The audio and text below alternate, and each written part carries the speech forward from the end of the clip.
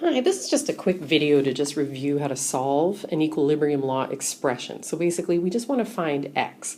So given a reaction with carbon monoxide gas plus water vapor or water gas producing carbon dioxide gas and hydrogen gas, we were given an equilibrium constant of 4.20.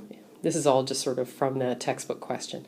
And then the initial conditions that we were given was we were told that the initial concentrations of carbon monoxide and water were 4.00 moles per liter. And we started with no carbon dioxide and hydrogen gas. So for the initial conditions, we entered 4.00 for the reactants, 0 for the products. Now, the coefficients in the reaction, so at these sort of front numbers for coefficients, we're assuming we're starting with 1, 1, 1, 1. Okay, so that means that we're going to lose reactants and we're going to gain products. Because it's all 1, 1, 1, 1, for the change for equilibrium, I'm going to lose X moles per liter of each of my reactants. So we put minus X in our first two columns. And then we are going to gain X moles per liter of each reactant, so plus X plus X. So that brings us down to our final row, this equilibrium expression, sort of this equilibrium row of our table. So we've got 4.00 initial minus the change, 4.00 minus X for each of our two reactants, and then X for each of our products.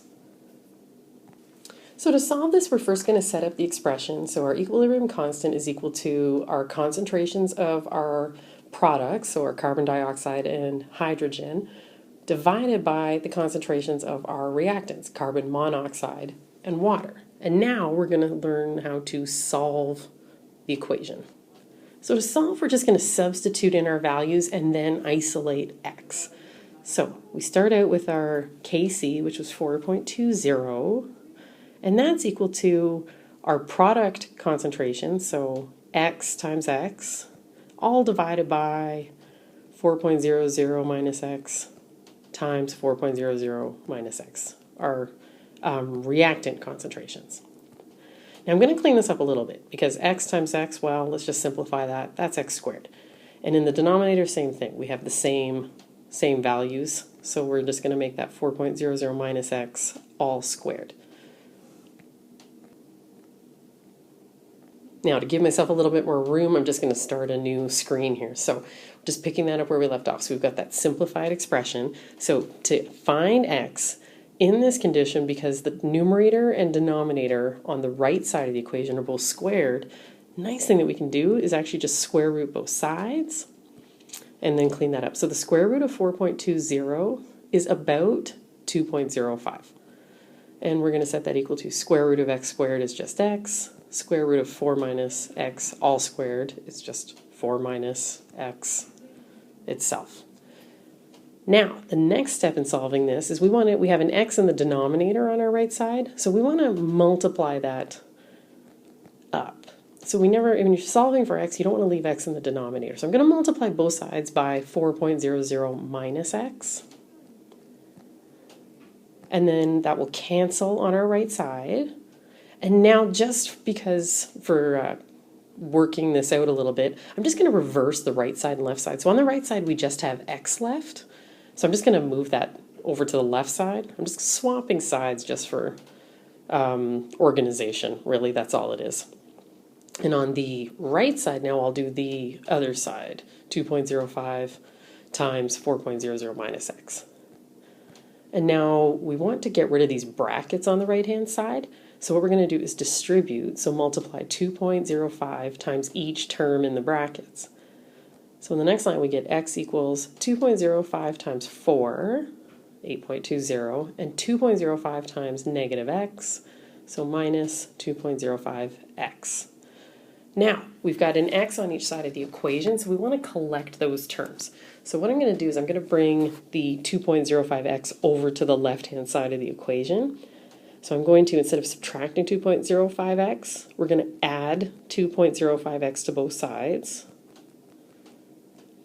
and that will cancel it on the right side. And on the left side now, we've got all of our x terms. So just remember, so you probably saw that 1 up here.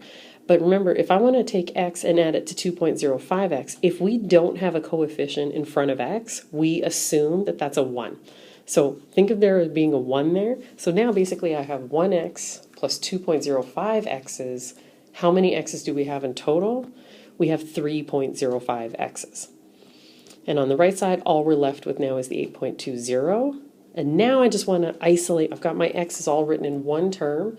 I want to isolate the x. So on the left side, we've got 3.05 times x. Remember, that's implied.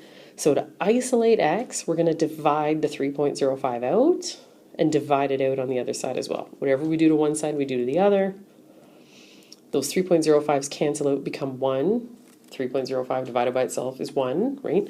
So that gives us just 1x equal to 2.6885 ... So let's just round that using significant digits. We had 3 given to us in the original question. So we're going to chop that off after 3 digits. The next number in the next place value is greater than 5, so I need to round up here. So that means my x value is approximately 2.69. So now we can use that x value to figure out our equilibrium concentration. Okay, so to get the concentrations, we know that our concentration of carbon monoxide was equal to concentration of water, and that was equal to 4.00 minus x. So now we know x, so let's substitute that in, and that gives us 4 minus 2.69, and that is 1.31 moles per liter.